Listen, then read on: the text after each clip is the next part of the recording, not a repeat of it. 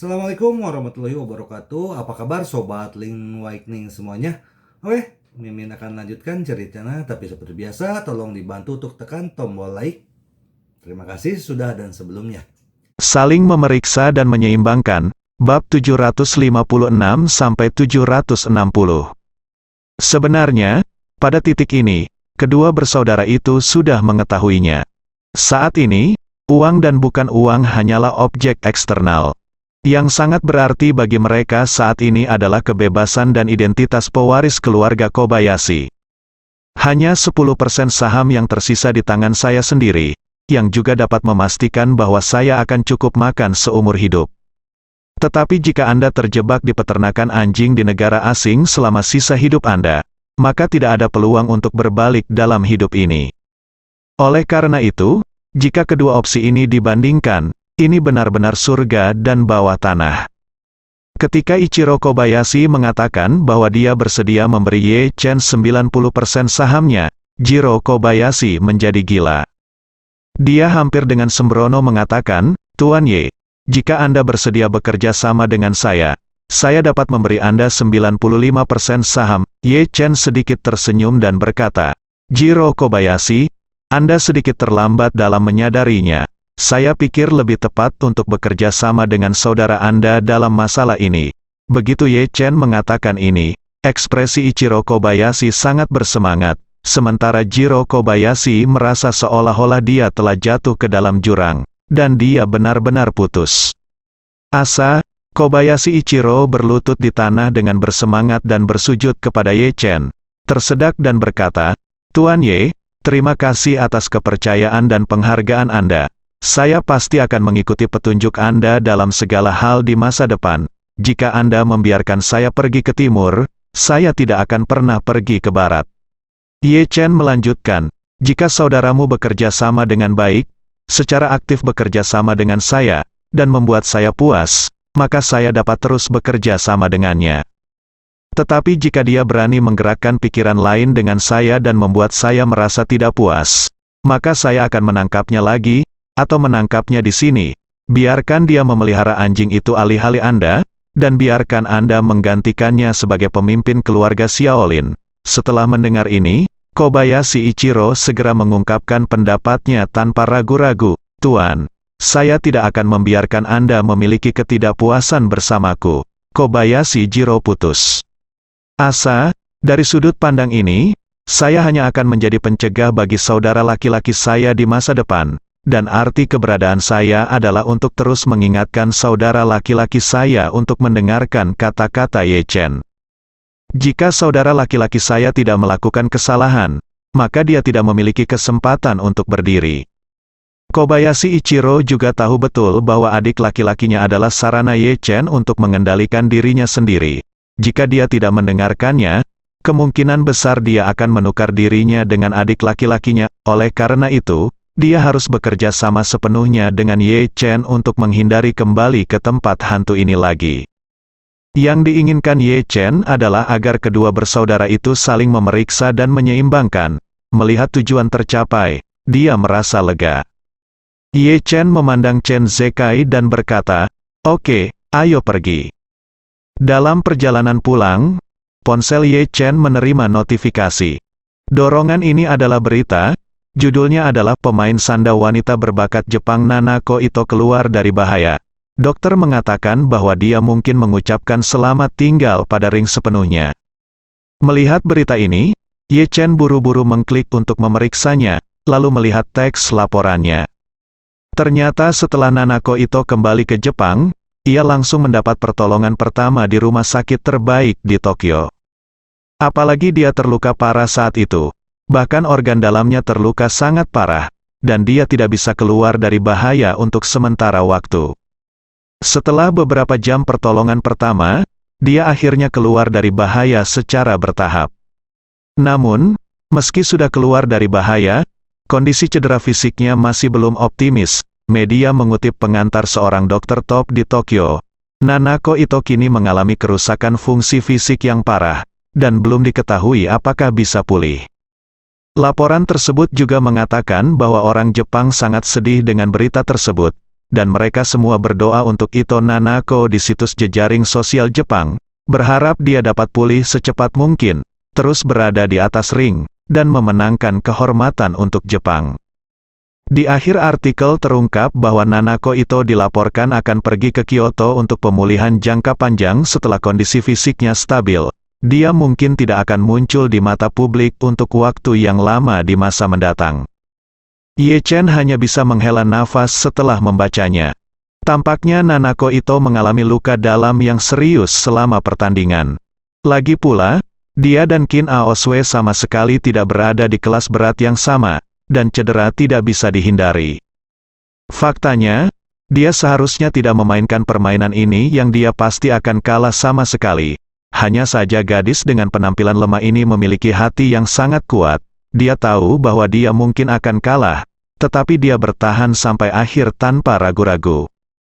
Ye Chen menghela nafas pelan, meletakkan teleponnya, dan berkata kepada Chen Zekai yang sedang mengemudi, "Chen tua, saya akan pergi ke Yanjing besok. Tolong bantu saya mengurus hal-hal di Jinling." Chen Zekai segera mengangguk, dan dengan hormat berkata, "Jangan khawatir, Tuan Muda, saya akan menjaga semuanya di Jinling. Saya berjanji kepada Anda dengan hidup saya bahwa tidak akan ada penyimpangan." Ye Chen bersenandung dan tidak berbicara lagi. Untuk Ye Chen, tidak peduli dalam kapasitasnya sebagai Tuan Ye atau Tuan Muda Ye, dia sama sekali tidak menganggap badut melompat Kong Delong ke matanya. Meskipun keluarga Kong juga merupakan keluarga besar di Yanjing, kekuatan mereka secara keseluruhan sebenarnya tidak lebih dari itu. Apalagi Kong Delong, bahkan seluruh keluarga Kong mungkin tidak bisa jatuh ke mata Ye Chen. Chen Zekai secara alami mengetahui kekuatan Ye Chen.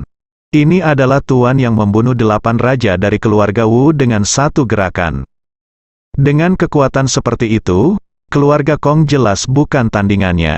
Tapi Chen Zekai juga tahu betul, apa itu Yanjing, air di sana sangat dalam, dan di permukaan air yang tampak tenang. Nyatanya, raksasa manapun bisa disembunyikan. Anda tidak tahu, ikan mas atau naga sungguhan akan keluar dari air dalam sedetik. Selain itu, Ye Chen pergi ke Yanjing sendirian kali ini, dan Chen Zekai juga takut dia akan kalah jumlah dalam apa yang mungkin terjadi padanya di Yanjing. Jadi dia mengingatkannya, "Tuan, meskipun kekuatan keluarga Kong bukan yang terbaik, mereka juga memiliki jaringan dan yayasan tertentu di Yanjing. Anda tidak akan memberitahu keluarga Anda kali ini, jadi cobalah untuk berhati-hati." Ye Chen tahu bahwa Chen Zekai mengucapkan kata-kata ini untuk kebaikan merasa khawatir. Dia mengangguk ringan, "Aku tahu, Lao Chen, jangan khawatir." Sambil menunggu lampu merah, Chen Zekai membantu Ye Chen membeli tiket ke Yanjing besok pagi dengan ponselnya.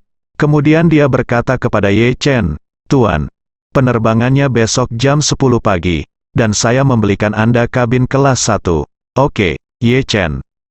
Sedikit mengangguk, dan melihat keluar jendela, berpikir bahwa besok akan menjadi yang pertama kembali ke Yanjing setelah lebih dari 10 tahun, dan dia merasa sedikit gugup. Kali ini, dia tidak berencana untuk kembali ke keluarga Ye, juga tidak berencana untuk bertemu dengan orang-orang dari keluarga Ye. Namun, dia berencana untuk menghormati kuburan orang tuanya. Sebagai seorang anak, dia tidak pernah menghormati kuburan untuk pertama kalinya selama bertahun-tahun. Dia sudah tidak berbakti. Kembali ke rumah, Xiao Changkun dan Ma Lan sudah kembali ke kamar masing-masing. Mau tidak mau aku berjalan ke sisi Ye Chen, bersandar ke lengannya dengan lembut, menatap bintang-bintang di langit, dan berkata dengan wajah bahagia, "Setelah tahun baru, ini akan menjadi tahun keempat pernikahan kita." Ya, Ye Chen hanya bisa menghela nafas dengan emosi. Sudah 4 tahun, waktu berlalu sangat cepat. "Apakah ini cepat?" Xiao Churan berkata dengan serius. "Saya tidak berpikir waktu berlalu dengan cepat. Dalam 4 tahun terakhir, terlalu banyak hal telah terjadi, terutama pada Anda. Terlalu banyak perubahan telah terjadi." Ye Chen menyentuh hidungnya. Apa aku sudah berubah?" Xiao Churan mengangguk dan berkata, "Tentu saja itu telah berubah, tidak peduli bagaimana perasaanmu, atau seluruh aura dan sikapmu. Tampaknya telah terjadi perubahan besar sejak kamu pertama kali menikah." Saat dia berbicara, dia bergumam pelan, tapi ini sangat aneh, dan ketika saya memikirkannya, perubahannya memang sangat besar, tetapi kadang-kadang ketika saya memikirkannya, saya merasa semuanya sangat alami, seolah-olah Anda selalu seperti ini.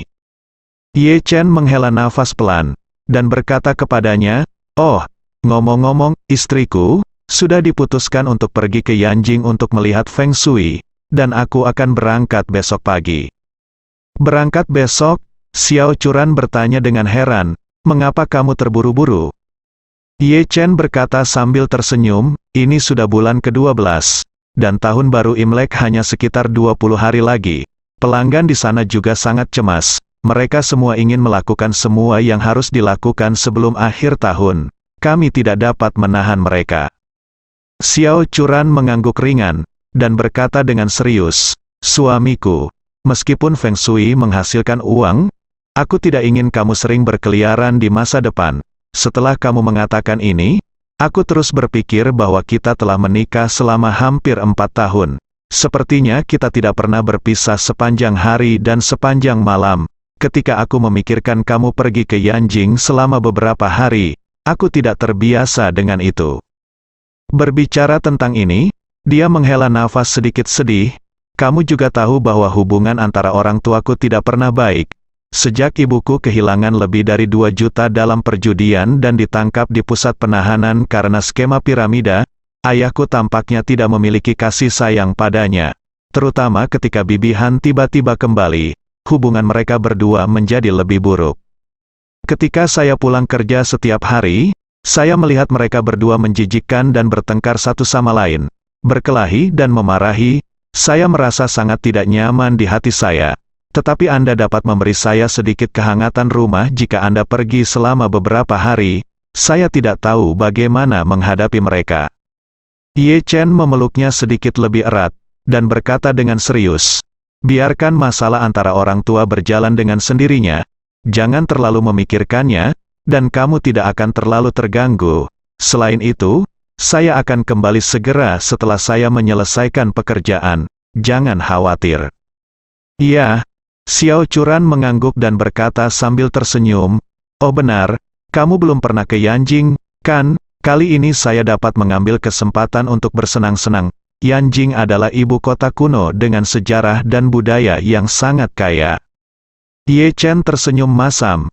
Istrinya mengira dia dibesarkan di Institut Kesejahteraan Jinling. Dia tidak tahu bahwa dia dibesarkan di Yanjing sejak dia masih kecil dan tidak pergi sampai dia berusia 8 tahun. Namun, dia juga senang bahwa Xiao Churan tidak tahu apa-apa tentang identitasnya. Jadi dia tersenyum dan berkata, "Oke, saya pasti akan menemukan kesempatan untuk melihat lebih banyak kali ini." Xiao Churan berkata sambil tersenyum, "Ketika kakek saya masih hidup, dia membawa saya ke Yanjing beberapa kali. Dia memiliki perasaan yang sangat dalam terhadap Yanjing. Menurutnya, nenek moyang kita adalah budak dari sebuah keluarga besar di Yanjing." Berbicara, dia berkata lagi, "Tetapi alasan mengapa keluarga kami dapat memiliki skala nanti juga karena keluarga besar itu memberikan banyak biaya penyelesaian ketika mereka diberhentikan." Ye Chen tersenyum dan bertanya, "Apakah kakek pernah mengatakan, siapa nama dan latar belakang keluarga kaya itu?" "Tidak." Xiao Churan menggelengkan kepalanya, dan berkata dengan serius, "Namun, kakek telah merasa menyesal sebelumnya, mengatakan bahwa dia tidak memiliki kesempatan untuk membalas kebaikan keluarga ini. Sejak saya ingat, dia telah membicarakannya selama hampir 20 tahun, tetapi dalam beberapa tahun ke depan, saya mungkin telah melihatnya, jadi saya tidak mengatakannya lagi." Berbicara tentang ini, Xiao Churan memikirkan sesuatu, dan tiba-tiba berkata, "Hei, kalau dipikir-pikir sekarang, sepertinya setelah kita menikah, dia tidak pernah mengatakan apa-apa lagi." Petik 2. Ye Chen tertawa sendirian setelah mendengar kata-kata Xiao Churan.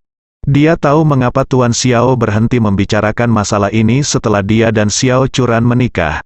Itu karena Tuan Xiao merasa bahwa menikahkan Xiao Churan dengannya dan memberinya sebuah keluarga sama saja dengan membalas kebaikannya kepada keluarga Ye.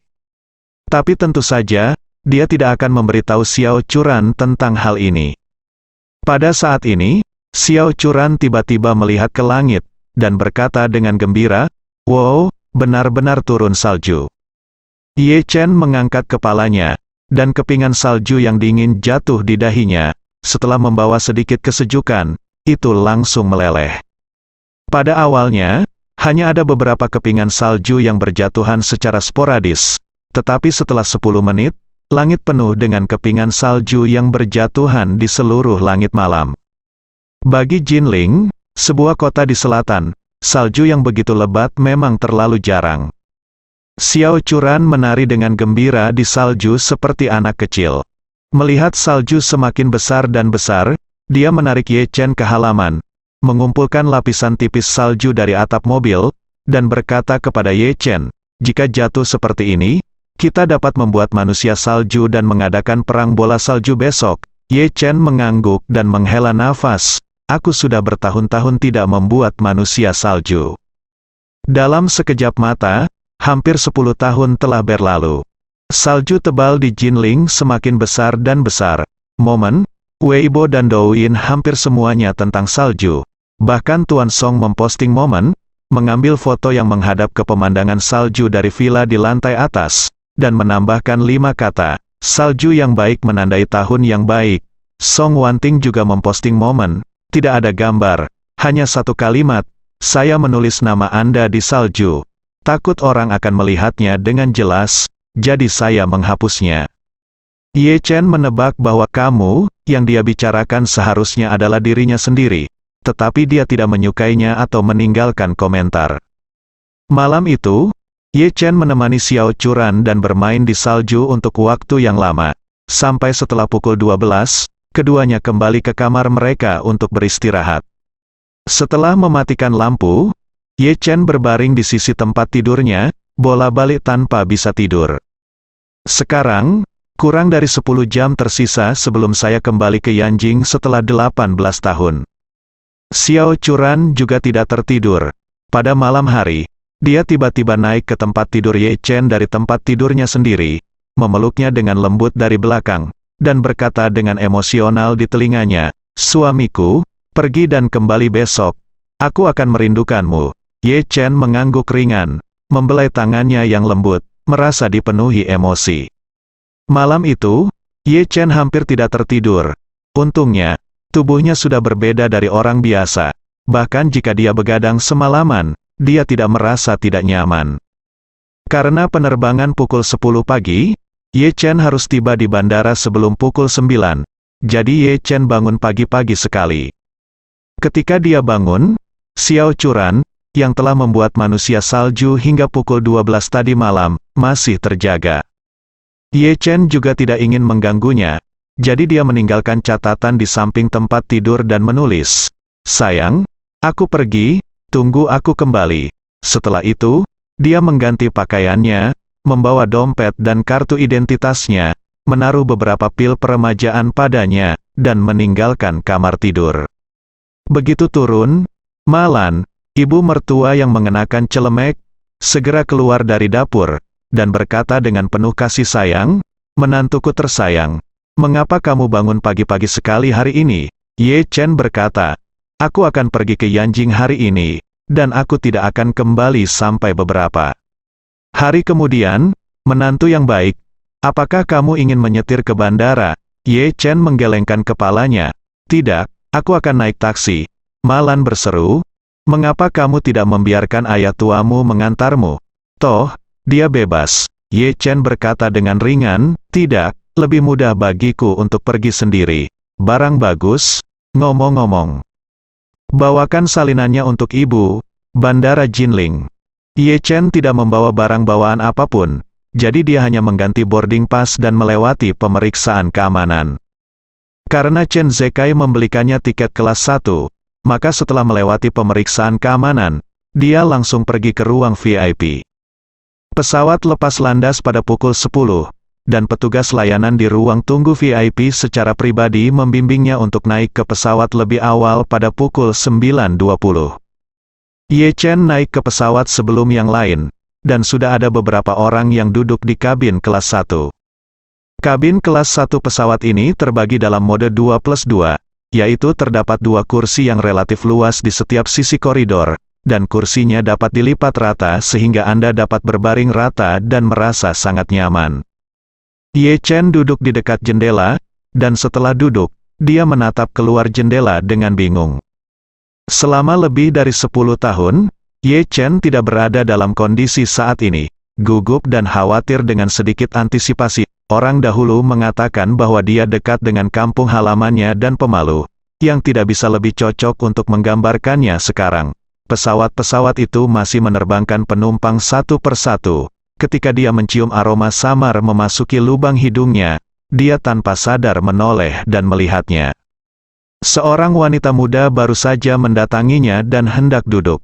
Perempuan melihatnya menoleh, orang tanpa sadar meliriknya, dan langsung berseru, "Ye Chen, kenapa kamu di sini?"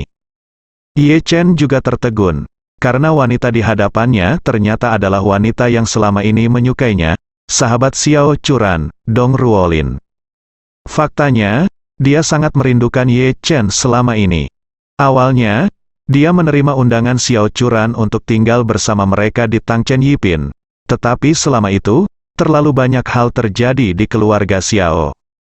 Untuk sementara, keluarga wanita tua Xiao datang ke pintu dan ingin tinggal di Tangchen Yipin dengan tidak tahu malu.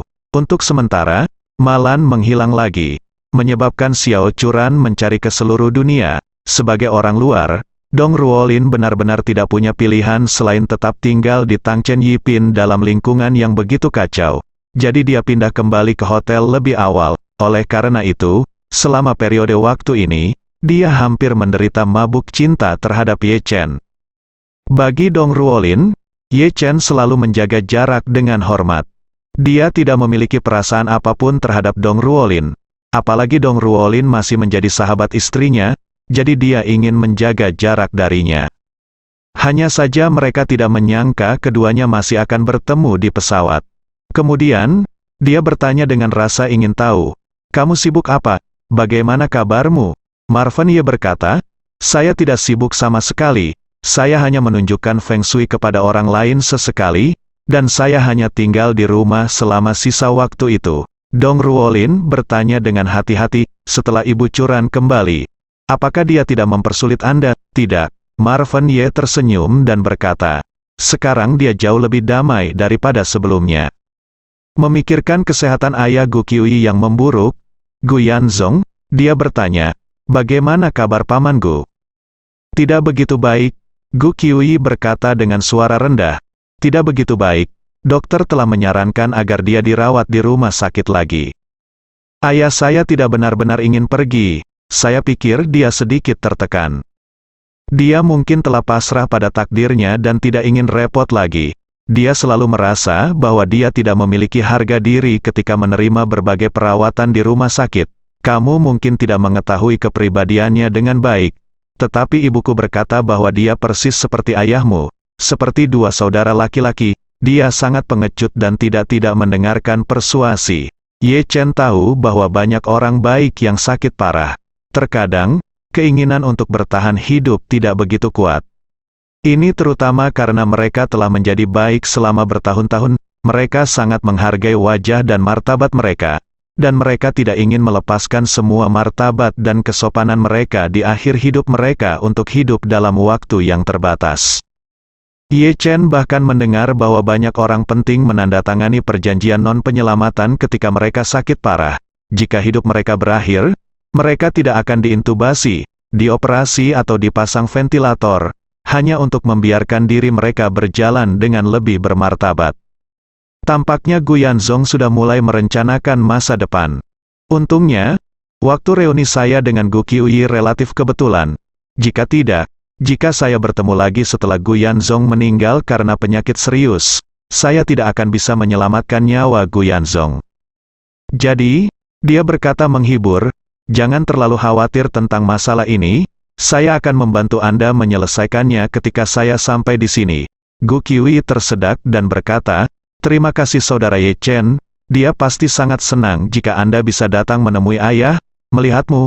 Ye Chen menutup telepon, dan Dong Ruolin tidak bisa menahan tawa dan berkata, "Oh, Ye Chen, kamu sangat baik. Sekarang, Sial, tidak heran orang memanggilmu Tuan Ye. Nada panggilanmu barusan sepertinya menunggumu memadamkan api. Ye Chen tersenyum sedikit, Feng Shui kadang-kadang seperti ini. Jika tidak ada masalah, tidak apa-apa, tetapi ketika ada masalah, itu sering mendesak. Dong Ruolin menghela nafas dengan tulus, Curan sangat beruntung telah menemukan suami yang cakap sepertimu, setelah selesai berbicara. Dong Ruolin bertanya lagi, ngomong-ngomong, kemana kamu pergi ke Yanjing kali ini? Ye Chen berkata, dekat jalan lingkar kelima timur laut, di area villa. Dong Ruolin berkata dengan gembira, itu tidak jauh, datang ke rumah saya dan duduk kemudian.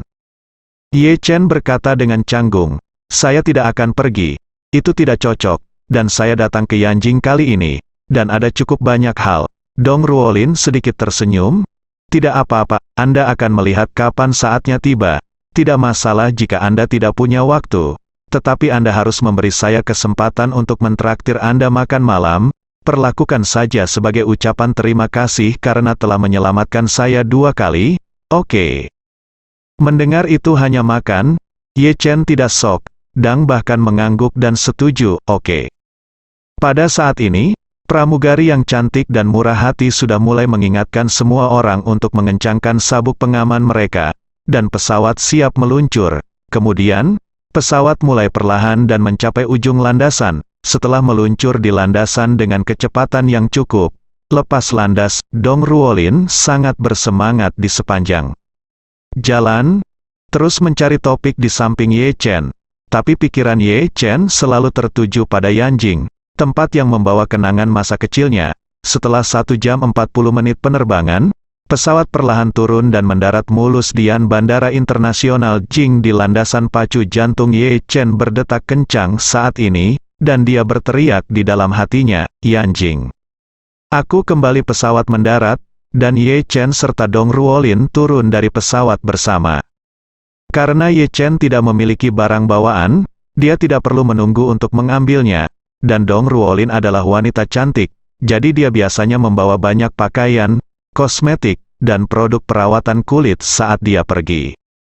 Terutama barang-barang seperti kosmetik dan produk perawatan kulit dapat dengan mudah melebihi kapasitasnya, sehingga harus didaftarkan. Setelah turun dari pesawat, dia tidak bisa pergi begitu saja seperti Ye Chen, dan harus menunggu barang bawaannya keluar di area pengambilan bagasi. Setelah dia keluar, dia tidak punya waktu untuk mengungkapkan perasaannya, jadi dia bersiap untuk langsung pergi ke tempat taksi dan mengantri untuk naik taksi. Tepat setelah dia keluar, seorang wanita terbungkus jaket tebal, topi jaket, topeng dan kacamata hitam berlari ke arahnya dengan cepat. Sebelum dia bisa melihat dengan jelas, wanita itu melompat ke arahnya dengan gembira, berteriak dengan gembira, "Kakak Ye Chen." Ye Chen mengenali suara wanita itu adalah Gu Qiuyi. Jadi dia menurunkan kewaspadaannya dan membiarkannya jatuh ke pelukannya. Memegang Gu Qiuyi dengan lembut, Ye Chen mau tidak mau bertanya padanya, "Bukankah aku sudah memberitahumu untuk tidak menjemputku? Kenapa kamu masih datang ke sini?" Gu Qiuyi berkata dengan genit, "Aku ingin segera bertemu denganmu, aku takut jika aku tinggal di rumah, aku tidak dapat membantu memberitahu orang tuaku bahwa kamu akan datang, jadi aku lari saja." Ye Chen bertanya lagi, "Kamu tidak akan menjadi sasaran paparazi ketika kamu keluar sendiri. Jika kamu diam-diam difoto oleh paparazi dan kamu, seorang bintang besar, memeluk seorang pria di gerbang bandara, popularitasmu akan sangat terpengaruh." "Apa yang kamu takutkan?" Gu Qiuyi berkata dengan nada yang sangat acuh tak acuh. "Jika itu benar-benar tertangkap kamera dan diekspos, maka saya akan mengatakan bahwa saya memeluk tunangan saya. Jika popularitas akan turun karena ini, maka biarkan saja. Saya tidak mengandalkan lingkaran hiburan untuk mencari nafkah. Ini hanya cara mudah untuk menemukan Anda ketika saya datang untuk bermain. Sekarang saya telah menemukan Anda. Saya dapat keluar dari lingkaran kapan saja." "Baik," Ye Chen bertanya padanya tanpa daya. "Ayo cepat dan temui paman dan bibiku. Apakah kamu datang dengan mobil?" Gu Qiuyi mengangguk dan berkata, "Aku baru saja memarkir mobil di tempat parkir, ayo pergi, ayo kita ambil mobilnya bersama." Dengan mengatakan itu, Gu Qiuyi memeluk lengan Ye Chen, dan membawanya ke tempat parkir dengan terpental. Gu Qiuyi mengendarai mobil Volvo tua yang sangat biasa-biasa saja hari ini. Setelah masuk ke dalam mobil, dia melepas topinya dan berkata dengan agak malu, "Kakak Ye Chen, maaf, mobil yang saya kendarai hari ini agak lusuh. Alasan utamanya adalah karena sebagian besar paparazzi di keluarga kita saling mengenal. Jadi saya mengendarai mobil tua ini. Jangan biarkan itu pergi." Ye Chen mengangguk sambil tersenyum, dan berkata, "Bukannya kamu tidak tahu apa yang telah aku jalani selama ini? Aku sudah memberitahumu terakhir kali. Aku dulu tinggal di panti asuhan. Setelah aku keluar, aku bekerja di lokasi konstruksi. Kakek istriku mengatur agar aku kuliah selama setahun. Aku telah melalui semua masa sulit. Bahkan jika kamu mengatakan bahwa kamu membutuhkanku untuk berjalan ke rumahmu, aku tidak peduli." Gu Qiuyi menatap Ye Chen dan mendesah pelan, "Kakak Ye Chen, kamu telah menderita selama ini." Ye Chen menggelengkan kepalanya, "Tidak masalah jika kamu menderita. Menurutku, semua kesulitan adalah semacam pelatihan untukku." Gu Qiuyi mengangguk dengan serius, dan saat mengendarai mobil keluar dari tempat parkir, dia berkata, "Ayahku masih membicarakanmu kemarin. Bukankah dokter menyuruhnya kembali ke rumah sakit untuk perawatan? Dia tahu bahwa kondisi fisiknya mungkin tidak optimis. Jadi dia menghela nafas bahwa penyesalan terbesarnya adalah dia tidak dapat menemukanmu. Dia memiliki gelar Master Daun Naga asli di dunia. Jadi dia tidak pernah percaya bahwa dia dapat menyembuhkan penyakit terminal ayahnya. Pada saat ini, dia hanya merasa bahwa ayahnya akan sangat senang melihat Ye Chen. Dan jika suasana hatinya bisa membaik, dia percaya bahwa tubuhnya juga akan membaik sampai batas tertentu. Rumah Gu Qiuyi tidak jauh dari Bandara Internasional Yanjing. Bandara Yanjing berada di timur laut kota, dan beberapa area villa super teratas di Yanjing juga berada di area villa pusat tidak jauh dari sini. 20 menit kemudian, Gu Qiuyi pergi ke Ocean Mansion di Yanjing. Meskipun ada banyak villa di Yanjing, kebanyakan dari mereka adalah puluhan juta townhouse. Hanya ada sedikit villa keluarga tunggal yang besar dan mewah di daerah perkotaan. Sebagian besar villa keluarga tunggal terletak di dekat Xiao Tangshan, yang sangat terpencil di utara. Di antara villa keluarga tunggal yang terbatas di daerah perkotaan, Ocean Mansion dapat dikatakan sebagai salah satu dari beberapa villa teratas. Setiap villa di sini diberi harga setidaknya lebih dari 1 miliar, suasananya mewah. Namun, tempat ini masih tidak bisa dibandingkan dengan rumah keluarga Ye. Dalam ingatan Ye Chen, rumah keluarga Ye bukanlah villa mewah yang dibangun oleh pengembang semacam ini, melainkan istana seorang pangeran di dinasti Qing. Itu adalah kemewahan dan keagungan yang sangat sederhana. Ye Chen ingat bahwa lusinan pilar emas di rumah itu sendiri adalah harta yang tak ternilai. Dikatakan bahwa lebih dari 10 tahun yang lalu, harga satu di pasaran telah melebihi 100 juta. Ini bukan yang paling mencolok. Yang paling mencolok adalah rumah Pangeran Gong di Yanjing, di mana tiang sutra emas nan bernilai lebih dari 2 miliar. Namun, rumah Pangeran Gong adalah peninggalan budaya nasional dan tidak dimiliki oleh individu manapun. Oleh karena itu juga dapat menonjolkan kebangsawanan rumah keluarga Ye. Gu Qiuyi mengendarai mobil pulang, dan pintu halaman terbuka secara otomatis, begitu pula pintu garasi. Seorang pelayan berusia 40-an bergegas ke garasi, dan sambil membantu membuka pintu mobil, berkata dengan hormat, "Nona, istri saya siap untuk makan malam, dan saya menunggu Anda. Mengapa Anda melarikan diri tanpa mengucapkan sepatah kata pun?"